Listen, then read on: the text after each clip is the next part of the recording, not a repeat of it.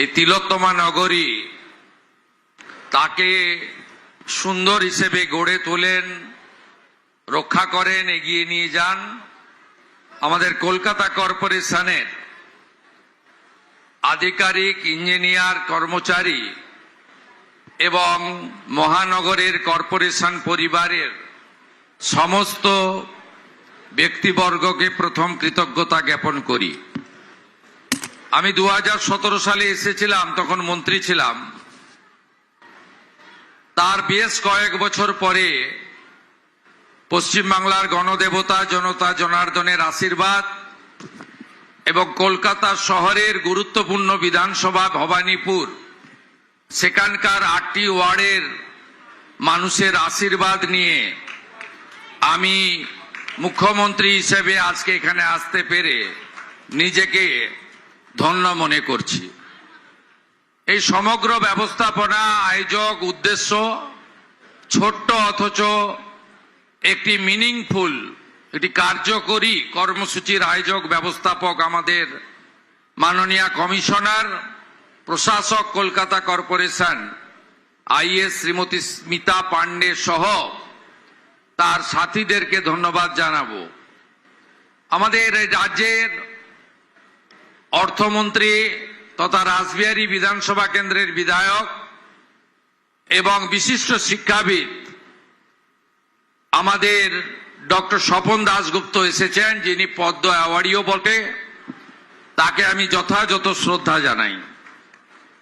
এই দপ্তরের মাননীয় মন্ত্রী, দুবারের এমএলএ, আমার ক্যাবিনেট কলিগ শ্রীমতী অগ্নিমিত্রা পাল মহোদয়া রয়েছেন, তাকেও ধন্যবাদ জানাই। কলকাতা শহর থেকেই নির্বাচিত এই রাজ্যের শিল্প ও বাণিজ্য মন্ত্রী, 5 বারের এমএলএ এবং একাধিকবার কাউন্সিলর এমএমআইসি হয়েছেন, 6 বারের আমাদের তাপস রায়, তাকেও ধন্যবাদ জানাবো। এবারে রাজ্য মন্ত্রিসভায় কলকাতায় আরো প্রতিনিধিত্ব পেয়েছেন, শুধু অর্থমন্ত্রী নয়, শিল্প বাণিজ্য নয়, মুখ্যমন্ত্রী নয়, আরো 2 জন এমওএস হিসেবে দায়িত্ব পেয়েছেন। তাদের হাতে 4টি দপ্তর আছে, শ্রীমতী পূর্ণিমা চক্রবর্তী এবং ডাক্তার ইন্দ্রনীল খান, তাদেরকেও আমি ধন্যবাদ জানাবো। দক্ষিণ কলকাতার মাননীয় সাংসদ, বিদায়ী বোর্ডের চেয়ারপারসন, দীর্ঘদিন 7-8 বার তো হবে কাউন্সিলর, মাননীয় শ্রীমতী মালা রায় মহোদয়া রয়েছেন, তাকেও আমি যথাযথ সম্মান জানাবো।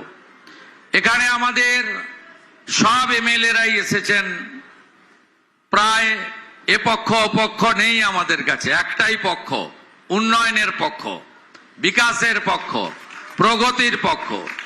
আমি প্রাক্তন মেয়র এবং বিধায়ক ফিরহাদ হাকিম এবং প্রাক্তন বিরোধী দলনেত্রী শ্রীমতী মীনা দেবী পুরোহিত সহ সকলকে আমার অন্তর থেকে সম্মান জানাই এবং সময়ের অভাবে সকলের নাম বলতে পারলাম না, একযোগে সকলকে সম্মানিত করি। আধিকারিকদের মধ্যে ইউডিএমএস সেক্রেটারি আমাদের খলিল সাহেব আছেন, নগর পাল আছেন। কলকাতা পুলিশ সাধারণ পুলিশ নয়, এর জন্য আলাদা আইন, আলাদা অধিকার রয়েছে, আপনারা জানেন। এবং কলকাতার সিপিকে এই কারণে নগরপাল বলা হয়, বড় উচ্চতায় এই নগরপালকে দেখা হয়। আমরা চাই সেই গরিমা ফিরে আসুক, পুলিশের সেই মর্যাদা ফিরে আসুক। নগরপাল রয়েছেন, আমি তাকেও ধন্যবাদ এবং স্বাগত জানাই। প্রেস মিডিয়ার বন্ধুরা আছেন, আজকের কর্মসূচির উদ্দেশ্য স্মিতা পান্ডে মহোদয়া এবং শ্রীমতী অগ্নিমিত্রা পাল মহোদয়া আপনাদেরকে জানিয়েছেন। মাননীয় প্রধানমন্ত্রী আসছেন, বিশ্ব যোগা দিবস কলকাতায় অনুষ্ঠিত হবে, গোটা রাজ্যে হবে, গোটা দেশে হবে। যে যোগা দিবসকে 181টা দেশ গ্রহণ করেছে, সেই যোগা এবারে কলকাতায় মেগা ইভেন্ট হবে। তার আগে মাননীয় প্রধানমন্ত্রীকে আমরা স্বচ্ছতার মাধ্যমে স্বাগত করতে চাই। স্বচ্ছতার মধ্য দিয়ে করতে চাই, কারণ একটা নগর বা মহানগরের তার পরিচয় নির্ভর করে তার স্বচ্ছতা, নাগরিক পরিষেবা, তার সৌন্দর্যায়ন, তার পরিবেশ বান্ধব, আমাদের বৃক্ষ থেকে শুরু করে আমাদের এখানে যে সমস্ত হেরিটেজ বিল্ডিং রয়েছে, বিভিন্ন ধর্মের আস্থার কেন্দ্রগুলি রয়েছে এবং যে জিনিসগুলোর সঙ্গে আমাদের কয়েকশো বছরের ঐতিহ্য যুক্ত রয়েছে, সেই জায়গাগুলোকে আমরা যদি সুন্দর করতে পারি। প্রকৃতি মা এবং ভগবান সব দিয়েছে কলকাতাকে।